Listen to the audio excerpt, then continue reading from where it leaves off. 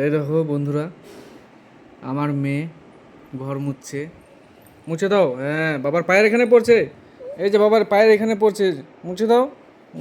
ঘর মুছছে। দেখো কি বুদ্ধি এতটুকু মেয়ের, কত বুদ্ধি। দেখো ঘর মুছছে কীভাবে, কত সুন্দর করে ঘর মুছছে।